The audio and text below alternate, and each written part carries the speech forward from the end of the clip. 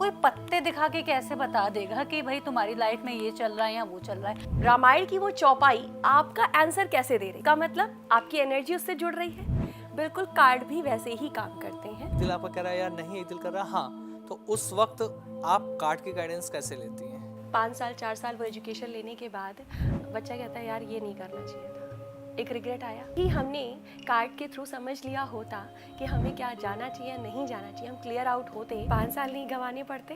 Tarot card reading में जब कोई कुछ आपके बारे में बताता है तो वो कम काम करता है एज पर एस्ट्रोलॉजी कहें, वास्तु कहें या कोई और चीज। कि हर एक विद्या का अपना मैथोलॉजी अलग है, लेकिन वो बताता तो सेम चीज है। किस्मत आपका जीवन नहीं बनाती है, जीवन आपकी ऊर्जा बनाती है। अगर आप साइंस से पढ़े रहे हैं तो केमिस्ट्री की पीरियोडिक टेबल भले ना याद, लेकिन अगर किसी टीचर ने आपको कोई कविता रटी रटाई कराई होगी जिसके साथ आपका इमोशन जुड़ गया होगा, चंदा मामा दूर के, तो वो आपको याद होगा। तो कैसे हैं आप सभी? स्वागत है आपका हमारे पॉडकास्ट में। मैं हूं आपके साथ एक बार फिर आमिर, और ये एक और नया पॉडकास्ट आप सभी के सामने हम लेकर आए हैं।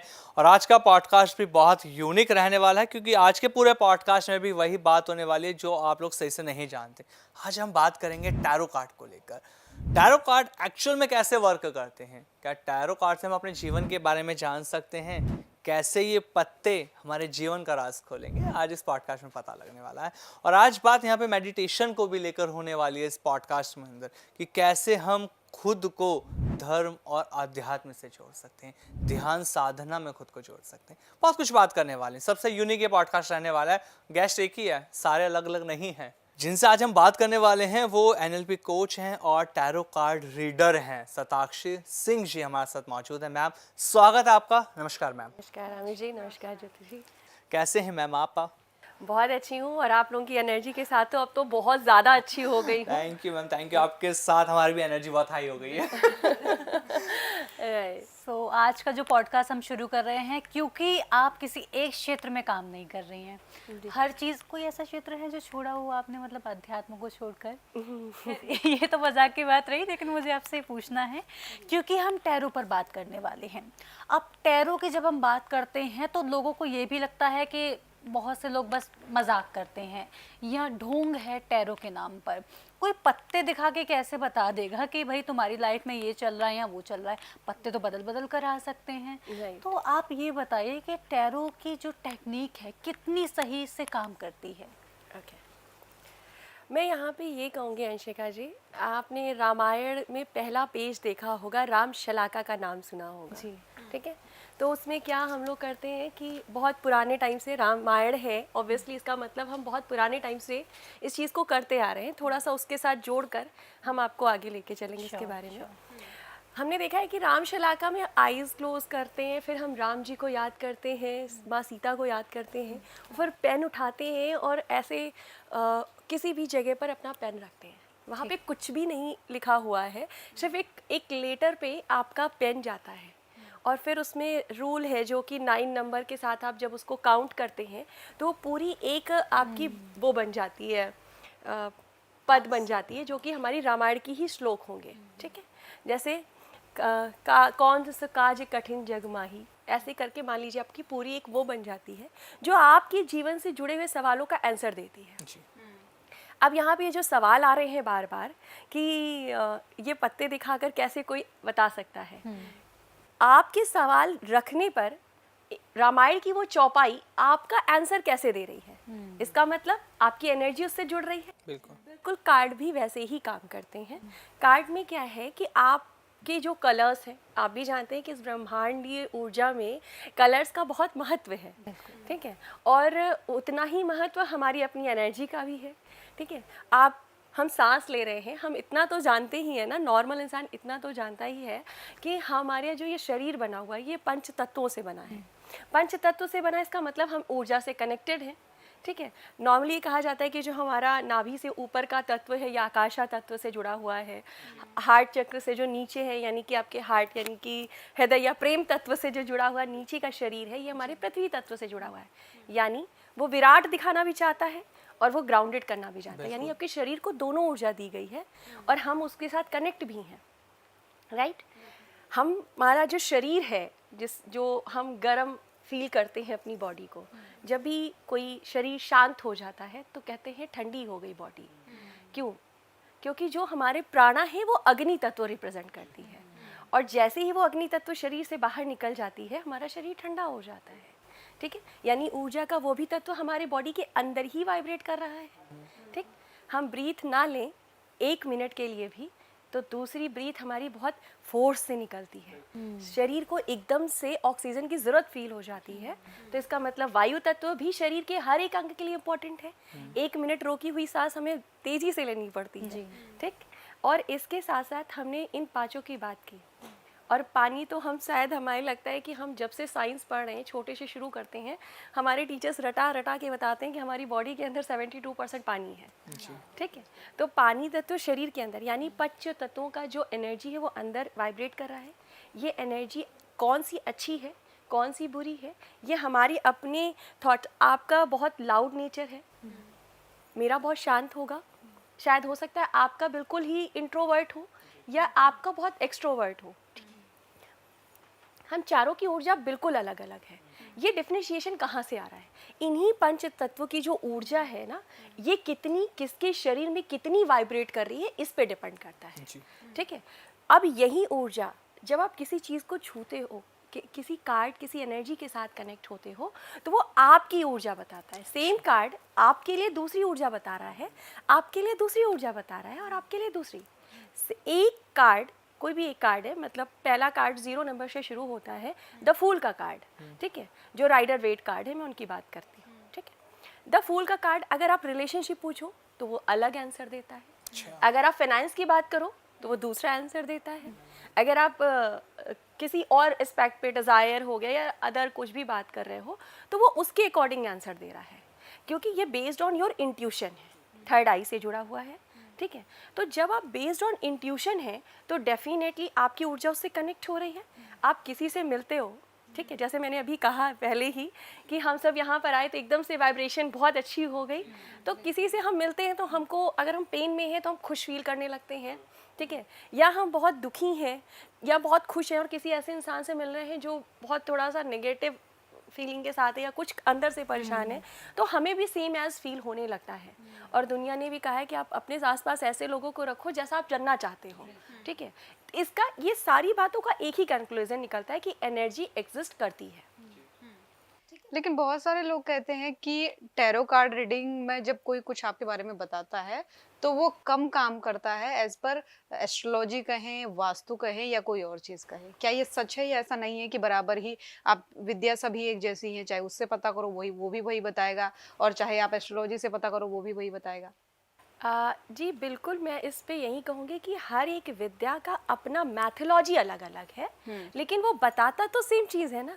अगर आपके अंदर किसी ऊर्जा, अगर आपके अंदर प्रेम तत्व ज़्यादा है तो वैदिक एस्ट्रोलॉजी भी यही कहेगी कि ये बच्चा जो है सब में देने के लिए आया है। वैदिक एस्ट्रोलॉजी में अगर आपको बोल रहे हैं तो प्रेम तत्व देने आया है, ठीक है। अगर मैं कार्ड से निकालूंगी तो मैं यही कहूँगी कि आपका हार्ट चक्र थोड़ा ज़्यादा वाइब्रेटेड है, आप देने वाली एनर्जी हो, ठीक है।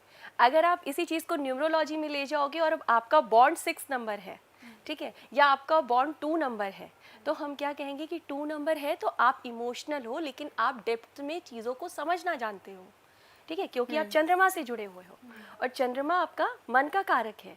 तो जो मन को समझ रहा है वही तो आपको भी समझ पाएगा, ठीक है।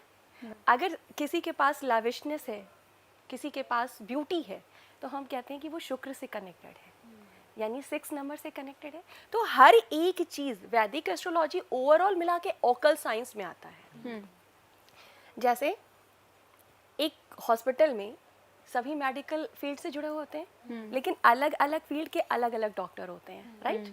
फिजिशियन अलग है, सर्जन भी अलग अलग फील्ड के अलग अलग सर्जन है। वैसे ही अक्ल साइंस में आपको जानने के लिए अलग अलग फील्ड है, चाहे वो वैदिक एस्ट्रोलॉजी हो चाहे आपका टैरो कार्ड है, बता सभी आपको एनर्जी ही रहे हैं।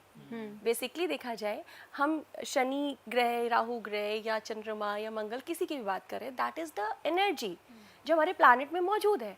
और वहीं हम कार्ड के थ्रू भी करते हैं कि हम क्या करते हैं भाई, हम चक्रास के बारे में बात करते हैं, आपकी इंटरनल एनर्जी जो है हम उसकी बात करते हैं। अब ये जो इंटरनल एनर्जी है ये भी आपके इन ग्रहों की एनर्जी के साथ जुड़ी हुई है। जैसे रूट कॉज है, रूट चक्रा है आपका, मतलब बेसिकली हमारी बॉडी के अंदर जो 5 तत्व हैं ये 7 चक्रा के साथ आपकी बॉडी बनी होती है। 7 चक्र में जो रूट चक्र है, अगर आप डर रहे हो, आपको कोई भी काम करना है, डर लग रहा है, डाउट है, जो बेसिकली हर व्यक्ति को करने से पहले, अगर वो मेडिटेशन में नहीं है, प्रैक्टिसेस में नहीं है, तो उसको लगता ही है, ठीक है। इमोशनल इम्बैलेंसिंग आ रही है तो सैक्रल चक्र है। ये सारी चीज़ें अगर आ रही हैं तो डेफिनेटली ये उनसे कनेक्टेड भी है। रूट चक्र रेड कलर है। आपका जो रूट चक्र है वो क्या है, सबसे नीचे स्थापित है।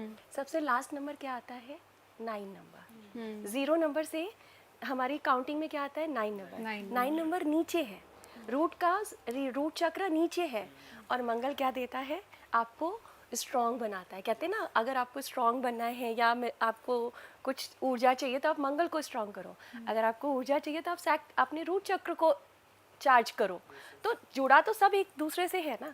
वो आपको ये कह रहे हैं कि आप मंगल चार्ज कर लो, हम आपसे कह रहे हैं कि आप अपना रूट चक्र, हर एक एनर्जी एक दूसरे से कनेक्टेड है, बस कहने के तरीके अलग हैं।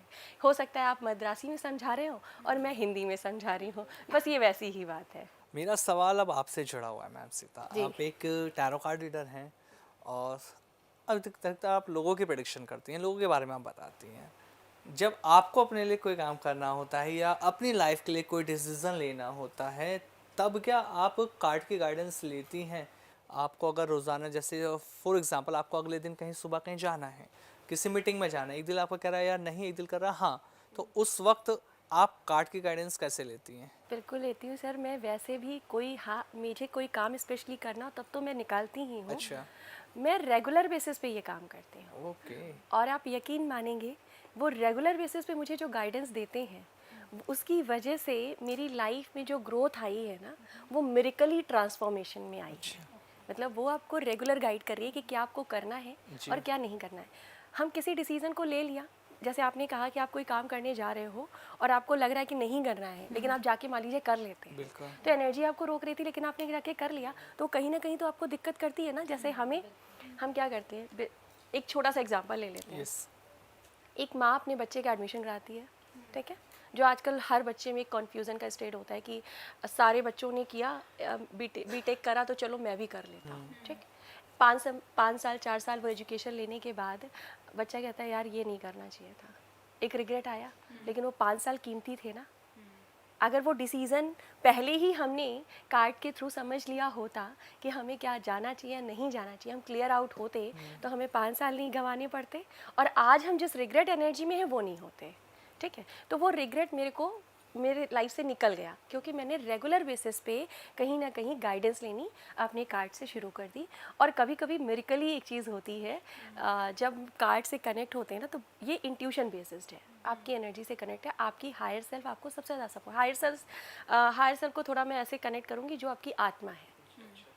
आप नॉर्मल लाइफ में भी देखिए, कोई काम करते तो आप कहते हैं ना ये काम करना चाहिए, यार ये काम करें या ना करें, ये काम करें कि ना, अंदर से एक आवाज़ आती है ना, अगर कुछ गलत करने जा रहे हो, ठीक। तो that is the call of higher self, ठीक है, वो आपकी ऊर्जा है। और हम बहुत सोचते हैं कि हमको कोई सपोर्ट कर दे तो हम आगे बढ़ जाएंगे, ठीक है। लेकिन मैं कहती हूँ कि अगर आपको आपकी लाइफ में ना आपका हायर सेल्फ सपोर्ट कर दे, दुनिया में किसी की ज़रूरत नहीं है कि वो आपको सपोर्ट करे। और अगर उसने सपोर्ट कर दिया तो ये भी आप मान के चलिए कि अगर उसने आपको सपोर्ट किया तो ये पूरा ब्रह्मांड आपको सपोर्ट करता है। तो आपको किसी और को अपना फ्रेंड बनाने से पहले अपने आप का फ्रेंड बनना है। आपको अपने आप की सुननी है, ठीक है, और पॉजिटिवली सुननी है, वैसा सेल्फ तो ये इस तरीके से वर्क करता है जी। मुझे अब आपसे पूछना है कि जब हम बात करते हैं, अब नॉर्मल हम घरों की बात करें, 2 तरह के घर होते हैं। एक किसी के घर में माँ की चलती है और किसी के घर में पिता की चलती है। जी। जब हम बात करते हैं और कोई महिला होती हैं बहुत थोड़ा मर्दाना साउंड करती हैं, तो उनकी जो मैस्कुलिन एनर्जी होती है बहुत ज़्यादा हाई हमें समझ में आती है। और कई होते हैं पुरुष, वो शांति से घर पे बैठे होते हैं, उनकी फेमिनिन एनर्जी हाई होती है। इसके पीछे क्या रीज़न हो सकता है? क्योंकि जब हम शुरुआत में होते हैं, हमारी जर्नी शुरू होती है या बचपन से बड़े होते हैं, सब नॉर्मल ही होते हैं, एकदम न्यूट्रल चल रहे होते हैं। लेकिन जब रिस्पॉन्सिबिलिटीज़ आती हैं तो हमारी जो एनर्जीज़ हैं, जो फेमिनिन एनर्जी है या मैस्कुलिन एनर्जी है, वो हाई और लो क्यों होती हैं? हाँ, ये बहुत अच्छा सवाल है आपका। और मैं थैंकफुल हूँ कि आपने सवाल पूछा है। एक्चुअली ये जो हम सोचते हैं ना कि हमारी लाइफ में एक बहुत ही मैं इसको थोड़ा सा ड्रॉबैक कहूँगी सामाजिक तौर पे। कहते हैं एक महिला के पीछे एक पुरुष का होना बहुत ज़रूरी है फॉर प्रोटेक्शन। मैं कहती हूँ कि पहले अपने अंदर के पुरुष को बैलेंस कर लो, किसी भी प्रोटेक्शन की ज़रूरत आपको बाद में पड़ेगी।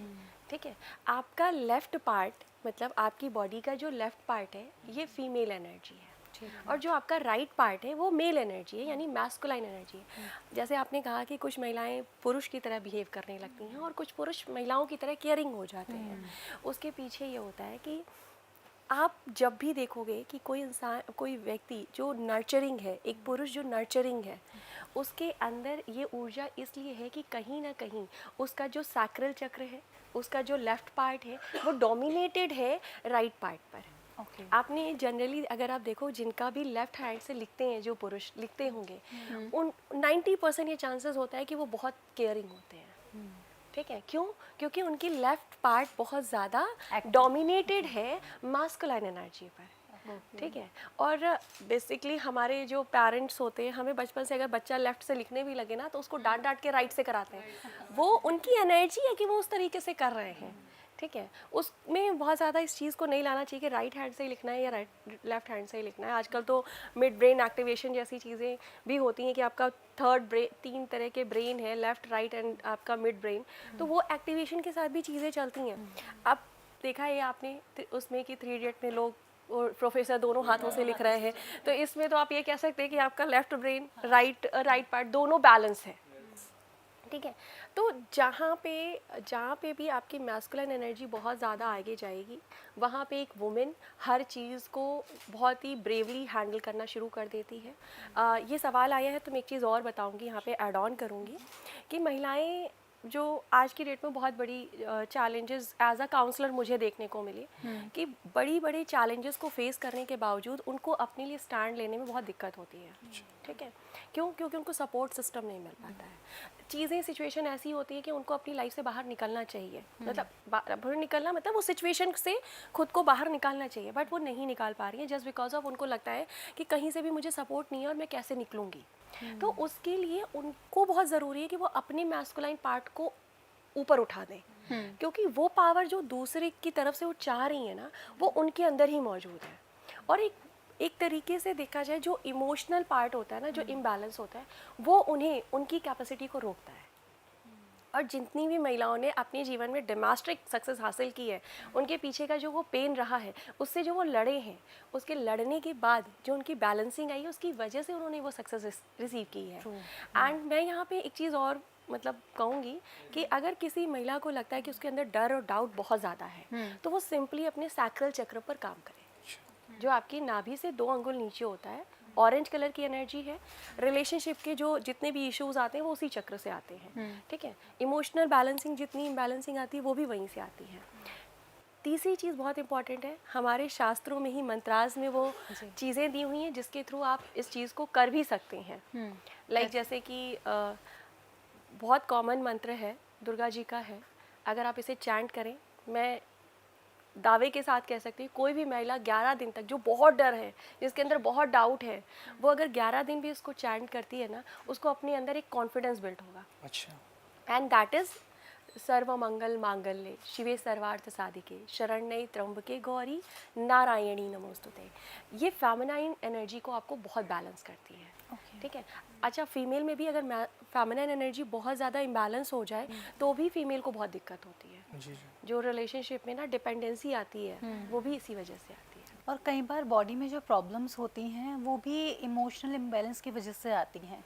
जैसे कि जो मैंने समझा है अभी तक, जैसे कि अगर किसी के शोल्डर्स में पेन हो रहा है तो जिम्मेदारियां ज़्यादा उसको फील हो रही है, फीमेल को उसको ये फील हो रहा है कि सारी जिम्मेदारियां मेरे ही ऊपर हैं और कोई सपोर्ट करने के लिए नहीं है। इस पर आपका क्या कहना है? क्योंकि मेडिटेशन में ये सारी चीज़ें बहुत हील होती हैं। जी जी, देखिए, ना सिर्फ शारीरिक पेन बल्कि लाइफ में किसी भी तरह का पेन है, चाहे आपका रिलेशनशिप में भी अगर कोई चीज़ हो रही है तो वो पेन ही है।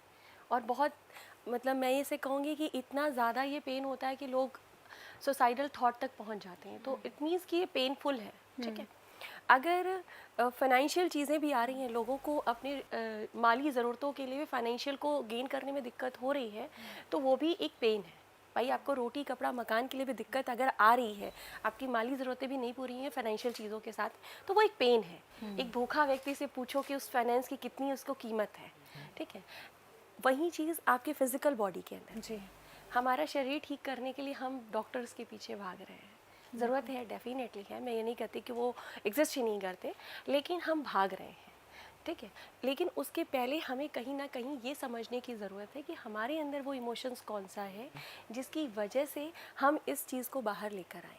आज की डेट में बहुत रिसर्च में भी ये आ चुका है कि कैंसर, शुगर, बीपी जैसे बीमारियां आपके इमोशंस इम्बैलेंस होने की वजह से होती है। सप्रेशन की वजह से, सप्रेशन जी, अब होता क्या है कि आप अपने इमोशंस को इस टाइम पे किसी ने कुछ बोला, ठीक, या तो आप लड़ते हो या तो आप चुप हो जाते हो, दो ही चीज़ होती है। जब आप उस इमोशंस को लड़ते हो तो भी, और जब आप उस इमोशंस को अंदर रखते हो तो भी, तो आपकी ये बॉडी ही तो है, ये सारी चीज़ों को, ऊर्जाओं को कैरी कर रही है, तो वो इमोशंस को कैरी करती है। अब हमें वो मेथड नहीं पता है कि जिससे हम उसे बाहर निकाल सकें, तो लंबे समय तक वो हमारे शरीर में रह गई, वो ऊर्जा हमारे शरीर में रहेगी। मैं मेडिटेशन कराती हूँ, मैं लोगों को फील करा देती हूँ सर कि कहाँ पे स्टक है आपकी एंजाइटी। आप एग्ज़ाम देने जाते हो, ठीक है, या आप कहीं कुछ नया काम करने जा रहे हो, तो या तो आपके पेट में पल्पिटेशन होती है, या तो आपको हार्ट में प्रॉब्लम होती है, ठीक है, या तो किसी किसी को सर दर्द होने लगता है। यानी आपकी एंजाइटी को कवर करने के 3 पॉइंट सबसे ज़्यादा है, ठीक है। या तो आपकी इमोशंस हेड में, यानी हेड, आपकी बॉडी वात पित्त कफ से बनी हुई है, ठीक। जो भी कफ प्रधान बॉडी होगी, ठीक है, उसको सारी एंजाइटी अपने चेस्ट में फील होगी, ठीक है। यानी आपको सारा पेन चेस्ट के अंदर होगा, आपको यहाँ पे ऐसे लगेगा गैस्ट्रिक हो गया, दैट इज़ नॉट गैस्ट्रिक, ये आपका वो इमोशन है जो बीच बीच में ट्रिगर हो रहा है बाहर निकलने के लिए, और हमें मेथड नहीं पता है तो हम निकाल नहीं पाते हैं, ठीक है। अगर आपको कोई बहुत ज़्यादा पेट में प्रॉब्लम हो रही है, ठीक है, जो लोग भी पित्त प्रधान हैं उनकी एंजाइटी पेट में होती है, उनको पेट में प्रॉब्लम होगी, एग्ज़ाम जाने से पहले लूज मोशंस आने लगेंगे, या कोई चीज़ नहीं हुई तो चीज़ें प्रॉब्लम करने लगती हैं। और तीसरा होता है आपका जो है वात पित्त एंड कफ, ठीक है। तो हमने कफ पे बात कर ली, हमने पित्त पे कर ली। वात, आपने देखा है बहुत सारे लोग कहते हैं कि मेरा सर दर्द होने लगा, ठीक है, मुझे सारे जोड़ों में पेन होने लगे, तो यानी उन्होंने उस सारी एंजाइटी को अपने वात में लिया हुआ, यानी अपने पूरे बॉडी के उस सिस्टम में लिया जहाँ से वायु फ्लो होती है, ठीक है। तो ये कॉन्सेप्ट अगर कोई इंसान ये समझ जाए कि हमारी बॉडी किस तरीके की है, क्योंकि आपकी बॉडी किसी एक चीज़ को प्रदान करती होगी, ठीक है, अगर वो समझ ले तो उस ऊर्जा को निकालना आसान हो जाएगा। पहली बात, बेसिकली देखा जाए तो मैंने खुद भी अपनी उस ऊर्जा को निकाल कर, मुझे साइनोसाइटिस था, वो ख़त्म हो चुका है, ठीक है। मुझे हर महीने के 4 हफ्तों में हर हफ्ते मुझे जुकाम रहता था, और जो मुझे सुन रहे होंगे, जो मुझे जानते वो ये बात मानते होंगे, डेफिनेटली उनको ये पता है कि मुझे नॉस्ट्रल से प्रॉब्लम रहती थी, अब नहीं है, क्योंकि मैंने क्या किया, कफ से वो एंजाइटी निकाल दी ना। और ऐसा नहीं है, अभी इस पे बहुत बार ये सवाल आता है ज्योति जी कि मैम मान लीजिए कोई बच्चा पैदा हुआ और उस बच्चे ने तो कुछ भी ऐसा नहीं किया कि इमोशंस को रखा है या कुछ किया है, उसको क्यों हो जाता है। तो यहाँ पे फिर बात आ जाती है कि आपका पास्ट लाइफ से भी आप बहुत कुछ कैरी करके लेके आते हो, ठीक है, पास्ट लाइफ का भी बहुत सारा कर्मा लेकर आ रहे हो जो आप यहाँ पे रिजॉल्व करते हो। तो वो मेडिटेशन जब आप कर रहे हैं, तो मेडिटेशन क्या है, सबसे पहले तो मेडिटेशन वो है जो आप अवेयरनेस में है, आप अवेयर कर रहे हो कि आपके अंदर क्या है, आप एंजाइटी में हो या आप हैप्पी हो। 90% लोग आज केवल फेसबुक पे मुस्कुरा रहे हैं, ठीक है, हार्ट में से तो हैप्पीनेस है ही नहीं। मैंने जैसे जितने लोगों से भी मैं बात करती हूँ सर, वो बात तो बड़ी हैप्पीली शुरू करते हैं, लेकिन मैं ये कहूँगी कि यूनिवर्स का शायद मुझे ये एक वो है कि बात करते करते वो लास्ट में बोलते हैं कि मैम ये पेन चल रहा है, ठीक है, और जाते जाते फिर वो पेन छोड़ कर जाते हैं, ठीक है। तो वो पेन निकलना कैसे होता है, जब आप बात कर रहे हो तो आपके हार्ट चक्र में, आपके सैक्रल चक्र में, आपके क्राउन चक्र में, ये सब में आपको पैल्पिटेशन फील होती है, और वही चीज़ें एनर्जी जब बाहर निकल जाती है तो आप बैलेंस फील करते हो। मैम फिर से कार्ड पर आते हैं, थोड़ा सा कुछ रेमेडीज़ मैं आपसे पूछ लेता हूँ। ज्योतिष के अकॉर्डिंग तो हम कुछ भी अपने कुंडली के हिसाब से जान लेते हैं, कोई भी अगर परेशानी है तो उसका सॉल्यूशन इजीली मिल जाता है, बट कार्ड के बारे में लोग अभी भी कन्फ्यूज़न में रहते हैं कि यार क्या कार्ड से मैं, अगर मुझे नज़र दोष है तो क्या मैं उसकी रेमेडी कर सकता हूँ, क्या ऐसा सच में है? कार्ड से हम ये जान सकते हैं कि हम नज़र दोष के शिकार हो चुके हैं और क्या रेमेडी हमें करनी चाहिए? हाँ सर, बिल्कुल पता चल सकता है जी। कि कार्ड के थ्रू आप समझ सकते हो कि आप एक नेगेटिव एनर्जी में हो। नेगेटिव एनर्जी ही है अगर Yes, आपके yes, नज़र yes. दोष है, नेगेटिव ही है अगर आपके अंदर किसी तरह का। देखिए, सबसे पहले नज़र दोष है क्या, इम्पॉर्टेंट है। सब कहते हैं नज़र लग गई, नज़र दोष है। एग्जैक्टली आप यहाँ बैठे हो, ठीक है, होता क्या है कि आपने एक थॉट सोचा, ठीक, वी आर फ्रिक्वेंसी, हम फ्रिक्वेंसी में वाइब्रेट कर रहे हैं, ठीक है, हम सब एनर्जी, मैं, आप और ये पूरी जो है, ये सारा कुछ एनर्जी ही है। हम एनर्जी में वाइब्रेट तो कर रहे हैं, पर उस एनर्जी को समझ नहीं रहे, इसीलिए सारी प्रॉब्लम आ रही है। अब आपने एक थॉट सोचा, आपने कभी इसको थोड़ा सा मैं एक एग्जांपल के साथ Sure. आप कभी कभी ऐसा होता होगा, कुछ सोचते होंगे और किसी का कॉल आ जाता होगा, किसी के बारे में सोचते होंगे, उसका कॉल आ गया, यानी आपकी जो वाइब्रेशन है उस तक पहुंची, ठीक है। उसी तरीके से आपने अगर मेरे बारे में कोई नेगेटिव थॉट सोचा, ठीक है, पहली बात तो ये चीज़ आपको इम्पैक्ट तब डालती है जब बहुत इंटेंस कनेक्शन होता है आपका, ठीक, एक कॉर्ड होता है, जैसे बच्चा अपनी माँ के साथ एक कॉर्ड से कनेक्ट होता है। हम आप बात कर रहे हैं, यानी आप इस वक्त एक दूसरे की एनर्जी को हम एक्सचेंज कर रहे हैं। आप हम जैसे कि आप किसी से मिलते तो आप कहते हो ना कि हमें इस यार ये इंसान बड़ा पॉजिटिव था, बड़ा अच्छा फील हुआ, बड़ा अच्छा लग रहा है, हीलिंग फील हो रही है, या सामने वाले से बात करके मेरे को बड़ा निगेटिव फील हो रहा है। हाँ, किसी को ऐसा लगता है मिलकर के वाइब अच्छी नहीं थी, वाइब इसे दोबारा अच्छी नहीं नहीं है। मिलना, इस तरह से होता है। Right. बहुत सारे लोगों से जैसे आपसे मिले हम, तो हमें लगा कि बड़ा अच्छा लग रहा है कि पॉडकास्ट शुरू करते हैं जल्दी से। जी जी, थैंक यू सो मच। तो वो जो एक एनर्जी का हम ट्रांसफॉर्मेशन कर रहे हैं, उसी पहले तो हम दूसरे को अलाउ कर रहे हैं, हम खुद अलाउ कर रहे हैं कि आप मेरे को नज़र दोष लगाओ, ठीक है। ये सुनने में थोड़ा सा अजीब साउंड करेगा, बट इट इज़ ट्रू। अगर आपका सामने वाले बंदे के साथ में वो स्ट्रॉन्ग कनेक्शन नहीं है, या आपका ऑरा स्ट्रॉन्ग है, तो ब्रह्मांड की कोई भी शक्ति नेगेटिव ऐसी नहीं है जो आपको हार्म कर सके। लेकिन ना अभी आपने बीच में ये बोला कि आप किसी को अलाउ करते हो नज़र Yes. लगाने के लिए, तो मैं क्यों चाहूँगी, मैं क्यों किसी को अलाउ करूँगी कि मुझे नज़र लगे? आप पर्टिकुलर किसी इंसान को अलाउ नहीं करते हैं। कैसे? देखिए, मैंने कहा कि हम एनर्जी हैं, पंच तत्व से मिले हुए हैं, हर एक चीज़ का एक ऑरा होता है, ठीक है। तो ऑब्वियसली हमारा अपना एक ऑरा है, जो हम लोग अक्सर कहते हैं कि जो वीक हुआ तो हम बीमार हो गए, या वीक हुए तो हमारे अंदर चैलेंजेस आने शुरू हो जाते हैं लाइफ में, हेल्थ में एंड ऑल दैट, ठीक है। अगर वो स्ट्रॉन्ग है तो क्या किसी का भी थॉट आपकी ऑरा के अंदर आ सकता है? नहीं आ सकता। आपको पता है क्वांटम फिजिक्स में हमने पढ़ा है कि वेव लेंथ काम करती है, जो चीज़ हम फेंकते हैं वो हमारे पास वापस आती है। सेम एज दूसरे व्यक्ति के लिए भी, अगर कोई चीज़ फेंकी जा रही है, अगर ये सामने मेरे दीवार ना हो सर, और मैं फेंकूँ तो वो वापस मेरे पास आएगी? नहीं। तो वो ऑरा क्या है?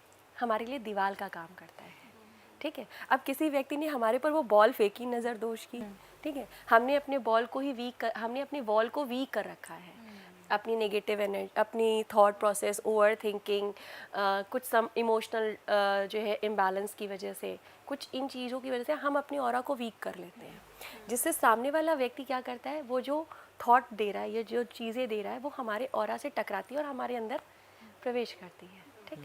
अगर हम अपने उस वॉल को स्ट्रॉन्ग कर लें, अपने ऑरा को स्ट्रॉन्ग कर लें, फिर हम कितनी भी इस पे दीवार पे अगर हम बॉल फेंकें तो वो लौट कर मेरे पास ही आएगी, फिर वो जो नज़र आपके पास आ रही है ना, वो लौट कर उसके पास जाएगी, ठीक है। इसीलिए कहते हैं वैसा सोचो जैसा तुम्हें चाहिए, दूसरों के लिए भी वैसा सोचो जैसा तुम्हें अपनी लाइफ में चाहिए, राइट। तो थोड़ी देर पहले आपने बोला था ना कि मैं डेली लाइफ में टैरो करती हूँ अपने लिए। जी जी। तो हमारे साथ जो नॉर्मल पीपल है, उनके साथ जब कोई भी डिसीजन लेना है, दिन में 50 बार ऐसी सिचुएशन आती है कि ये करना है या नहीं करना है, इधर जाना है या नहीं जाना है, ये कर लेना चाहिए नहीं करना है, तो उस समय हम कैसे, क्योंकि हमारे लिए तो पॉसिबल नहीं कि हम टैरो करें, ना ही तो प्रॉपर हम हर समय किसी को पूछ सकते हैं, तो एक नॉर्मल व्यक्ति क्या करें जिससे कि वो सही डिसीजन ले सके? ओके, ये बहुत अच्छा क्वेश्चन है और आज की डेट में ये बहुत चैलेंजिंग भी हो गया है। जैसे कि मैं मॉर्निंग मेडिटेशन कराती हूँ लोगों के साथ में, तो लोग भी ये सवाल पूछते हैं मेरे से कि मैम यहाँ पे कन्फ्यूज़न है, यहाँ पे कन्फ्यूज़न, हम कैसे करें, ठीक। सर मैंने मैंने एक चीज़ बोली थी, हायर सेल्फ, जो आपका सबसे बड़ा सपोर्टर है, ठीक है। आपने कई बार ये सुना होगा कि हम गुरु की तलाश में रहते हैं, ठीक है। तो गुरु ना मिले तो हम क्या करते हैं? तो आपकी आत्मा आपकी सबसे बड़ी गुरु होती है, ठीक है। अगर आपके पास टैरो कार्ड नहीं है और आप गाइडेंस नहीं ले पा रहे, आप सीधा सिंपल सा तरीका है कि आप अपने लिए अपनी हायर सेल्फ से कनेक्ट हो।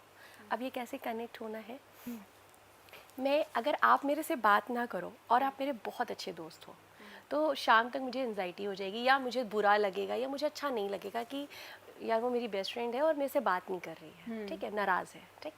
लेकिन क्या यही सवाल हमने कभी अपने आप से किया है? नहीं किया है, ठीक। हम क्या करते हैं, हम ये कहते हैं यार तू मुझे समझता नहीं है। क्या अपने आप से पूछा है कि तू मुझे समझता है या नहीं समझता है? मैं खुद को समझती हूँ या नहीं समझती हूँ? हम अपने आप से कई बार कहते हैं यार पता नहीं क्यों बुरा लग रहा है। भाई तुम्हें खुद ही नहीं पता कि तुम्हें बुरा क्यों लग रहा है, दूसरा कैसे समझेगा तुझे क्या बुरा लग रहा है, ठीक है। ये एक बहुत कॉमन चीज़ है और जो कि अक्सर लोगों के साथ हो जाती है। मैं पता नहीं, मुझे ये नहीं चल रहा है कि मुझे बुरा लग रहा है, पर क्या बुरा लग रहा है और क्यों बुरा लग रहा है मुझे नहीं समझ में आ रहा है। आपको खुद को आइडेंटिफिकेशन नहीं है कि आपके अंदर कौन सी ऊर्जा आपको डिस्टर्ब कर रही है, तो दूसरा इंसान जो आपका पार्टनर है, रिलेशनशिप में ये चैलेंजेस ज़्यादा आते हैं, वो कैसे समझेगा कि आपको क्या चैलेंज है, राइट।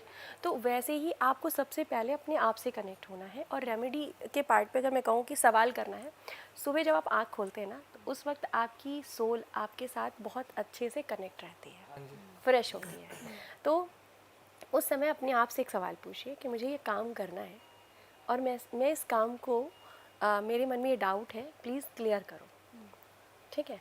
मैं दावे के साथ कह सकती हूँ सर कि अगर आप अपनी आत्मा से सवाल करते हो, आपको क्लियर कट मैसेज ज़रूर मिलेगा, क्योंकि एनर्जी वाइब्रेट होकर आपके पास ज़रूर आती है, ठीक है।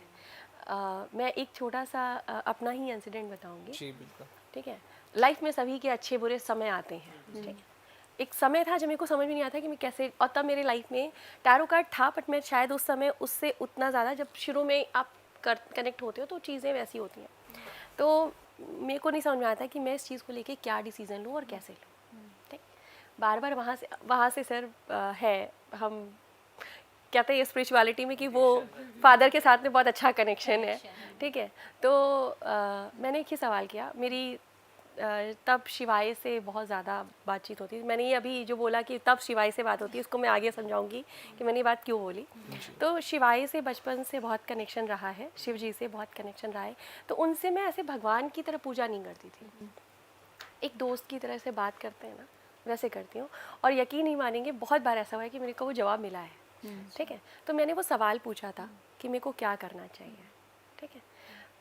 मेरे फ़ोन पे एक मैसेज आता है, मेरे फ़ोन पे एक मैसेज आया, do your work, do your work. मैं काम करूँ या इस पे ध्यान दूँ, यही मेरा क्वेश्चन था। तो डू योर वर्क पहला क्वेश्चन, पहला ये मैसेज आया। एंड सेकंड बार मुझे मेरे मेंटोर ने कॉल किया, उन्होंने मेरे को बोला कि आप जो है अपना काम स्टार्ट कर दो, ठीक है। तो ये दूसरा मैसेज था। हमारे आसपास ऐसा तो है नहीं कि भगवान सामने आकर आपको बोलेगा कि भाई ये कर दूँ, ठीक है। वो आपसे क्या बोलेंगे कि आपको आप ही को भेजेंगे ना कि आप मेरे को आंसर करो, आप मेरे को आंसर करो, आप मेरे को आंसर करो, ठीक है। वो आंसर आया। एंड उसके बाद मेरी बेटी है, मेरी 4 साल, आज 5 साल की बेटी है, तब तो वो 3 साल की थी, ठीक है ना। तो वो थोड़ा उसने थोड़ा देर से बोला था उसने, तो उसने थोड़ा बोलना शुरू किया था, कहते। तो वो कुछ खेल रही थी, शायद शैतानी कर रही थी, तो उसको ये था कि मम्मा वहाँ से हट जाए। तो कहते मम्मा डू योर वर्क।